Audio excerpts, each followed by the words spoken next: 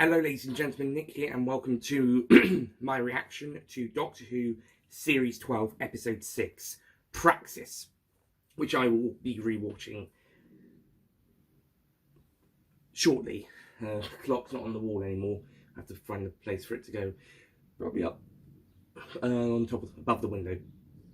Anyway, so Praxeus.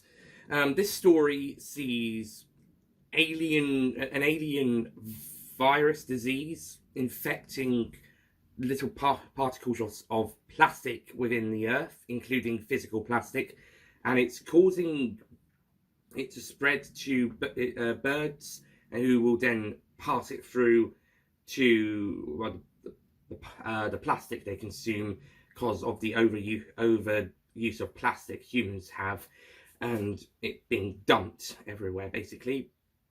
And then they start attacking people because of the bacterial virus, a la Alfred Hitchcock's The Birds, and will attack humans and will infect the humans whose bodies can't take the virus. And so some sort of scales go across their body, and then they turn to dust because they can't die.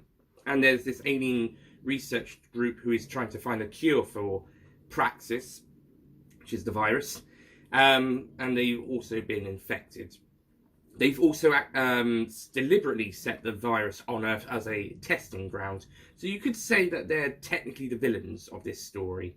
And there is one character who the Doctor properly interacts with, who is one of these races, and there's at least another two who are just have gas marks and hazmat suits to wear in the Hong Kong scenes.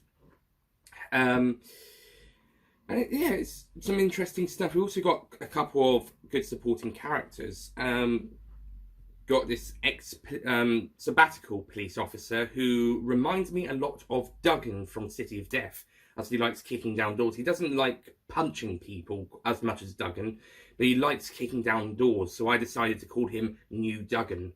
Even though he's not as good as Duggan, obviously. Duggan is one of the best supporting characters of the show in a standard, supporting characters of a single story. Guest character, he's one of the best guest characters of the show. And also, we've got, not Jamila, is it? Either Jamila is the girl who's in most of the episodes, or it's her friend. But there's, I believe they're Brazilian, two Brazilian girls. One of them gets infected by Praxeus. That might be Jamila, I'm not sure. And she dies, but the other girl hangs around with Ryan and then with Yaz, and they help out a little bit. And the sabbatical cop's husband is the missing astronaut we see at the start, who crash lands, and apparently the aliens have sort of accidentally somehow caused him to crash land when they crashed into to Earth and collided with a submarine, which we see a US naval officer on the beach go the same way as one of the Brazilian girls, and the astronaut is also in a pretty bad way, but they're able to cure him. But it's one of the main points of the episodes. They have to cure the astronaut, and if they succeed, then they could spread the cure around the planet, and that's what they're able to do. Of course, there's also two scientists in Madagascar, one of which turns out to be one of these aliens, and the other one is pretty much just there. I mean, he's the exception to the supporting characters. He's just there. Yeah, he's just there. He doesn't even... He gets killed off as well, presumably, and he doesn't come back, and nobody cares. They just completely forget about him. So yeah, he's just there, which is a shame, because he was at least a little likable earlier on, but doesn't get a huge amount of personality, and he's just killed off with little fanfare. So why should we care about him if the writers clearly don't? So yeah, that character is the exception to the supporting characters, who are quite fun, quite enjoyable. Some pretty good ones. And yeah, but I think the supporting characters are used really well, and I think the companions, for the first time this series since Spyfall Part 1, maybe even for the first time this since Resolution, maybe even further back, for the first time in a while, all the companions have had something to do or had some sort of involvement. I did hear that Pete Mateague had someone thought that all the companions had been used pretty well in Kablam, which was Pete Mateague's Series 11 script. He is a returning writer. And I think, yeah, they're right. They have a point there. And I think he again succeeds with having something for the companion, all of the companions, all three companions and the Doctor to do throughout the episode. Like, they're all going to different places. Ryan goes to Peru, Yaz and Dren go to Hong Kong, and the Doctor goes to Madagascar. And they jump from all over the world. Plus the middle of the plus the middle of the Indian Ocean, I believe, which is where the ship crash and the this whole underground world, which causes the submarine to sink as well. Not sink, crash. But yeah, I think they've all got stuff to do, and I like how Yasmin decides to go off on her own to investigate, and one of the Brazilian girls goes with her, and also Ryan doing some dissection. Also, that's a funny thing, as he's not very good at. He hasn't really done dissecting quite that bit, but I think he does for the plot purposes. He succeeds, and it's good to see the characters doing some stuff, and also in the very end when everyone's sort of fixing up things for the spaceship to take off. The automatic doesn't work, but ex-cop manages to take it out to space, and we were actually quite worried that the Doctor wasn't going to save him.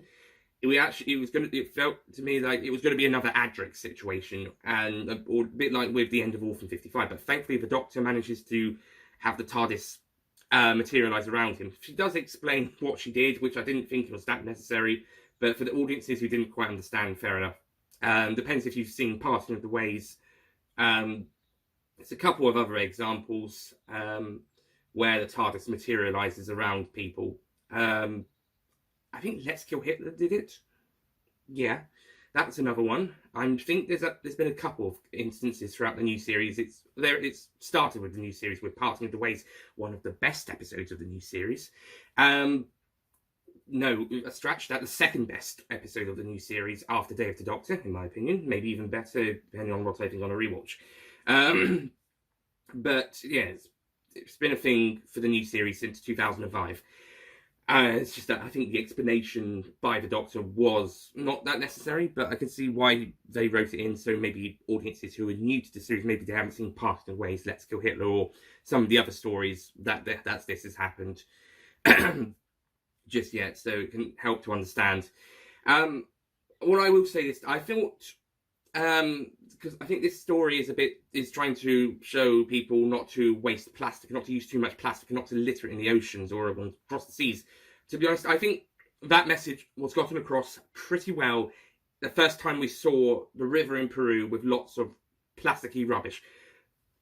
I think just those scenes in Peru, I think that gets across the message pretty well.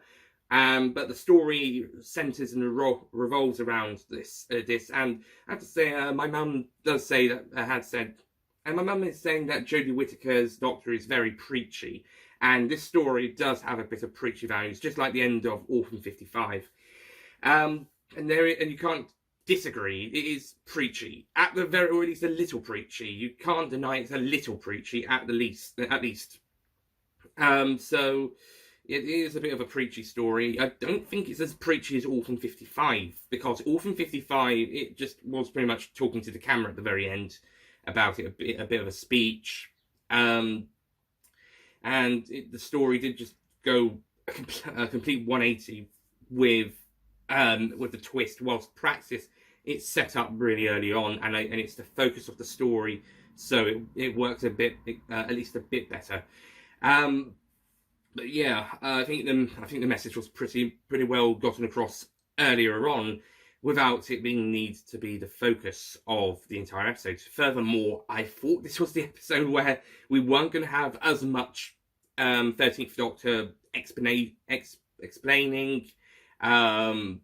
talking quite a lot of exposition. I thought this was the one where 13 would take a break from exposition, but no. My mistake, she manages to exposite quite a lot of stuff in the middle. So yeah, maybe we can tone it down a little bit. I do, however, like some of the more serious reactions that 13 has throughout this story, especially when she comes to realise that one of the scientists in Madagascar, the one that's not dead, the other one, is one of these aliens, and she's putting pieces together, and she comes to this realisation, and her expressions, there's some really great stuff there. Following on from Fugitive of the Judoon, Jodie Whittaker continues to be amazing as the 13th Doctor. I think it's safe to say that now. I think after after a series and a half, it's safe to say she's got her role down to a peg, especially this new little bit of dark, especially the more darker and intense and edgier side to her character that's been being explored since Resolution, especially in Spyfall and Fugitive of the Judoon. And I think her serious side works well with her fun side in this story, and I think this is another strong 13th Doctor performance and character written story. So top step. And also, again, the companions get stuff to do for a change, all of them, and they're all fun, they're all really great. Yaz gets a bit more to do. She has I think she brings up her police stuff a little early on, but we're still not seeing much of her police work stuff. So when they said we're going to see more of Yaz as a police officer, did they just mean the start of Spyfall, where she's going on sabbatical again? Her knowledge of police work in Fugitive of the Judoon and her attempting to stall them, and the fact that they mentioned she's on sabbatical and she's looking around stuff here. Yeah, that's not growing the character. Although the character going off on her own to do something did give the chance to at least try to give her something to do. On the whole, Praxeus, I think, is a good episode. Might not like it as much on the second viewing. We'll see. I thought it was good. I think maybe a tiny bit preachy, but not as bad as Not Orphan 55's. I think the message was gotten across pretty well in the first scene that we see lots of plastic. But I don't mind the story talking about it quite as much. I also loved how the Doctor thought it could have been Autons to start with. And to be honest, I would have loved the Autons to have come back. Just saying, maybe it's an Auton virus. Maybe. In the future, it could be established, possibly. But that's just suggestion. Probably won't. But yeah, I think Praxeus is a good story. Some good supporting characters. The plot was pretty good, despite some preachiness and political stuff. Just try to ignore that, and it's a good story. And yeah, I think it's a good story. Not sure why Chris Chibnall co-wrote this story, because there is no tie-ins to any of the story arcs with this one. So I don't know why this didn't let Pete Mateague write this one on his own. And I think he's co-writing the next one with one of the new writers, whose name escapes me, and so is the other one. Well, the other one might be writing the episode on her own, but it's not confirmed if Chibnall's co-writing that one. But he's definitely co-writing the next one as well. We'll see. That one might tie in a bit more to the series arc, or at least to the characters of the companions and the Doctor. We'll see about that. Can You Hear Me is next week. Praxeus, however, I think Pete Mateague could have been fine on his own. I think he would have been fine on his own. In fact, I don't know how Chris Chibnall would have tied this out. In fact, I don't know what bits Chris Chibnall wrote. Then again, I could say the same for Rosa. So I think in those two stories, we can put it down to the main writer was Fugitive of the Judoon. It does feel very much like a co-write. Okay, finishing up this reaction. I like Praxeus. I thought it was good. Don't know if it's one of the best episodes of the series yet. I'll give it a rewatch and then I'll see. But I thought it was good. And next week is Can You Hear Me, which looks very interesting. Thank you for watching, and I'll see you guys next time. Goodbye. Don't forget to click below to subscribe to the official Nicholas Payne YouTube channel.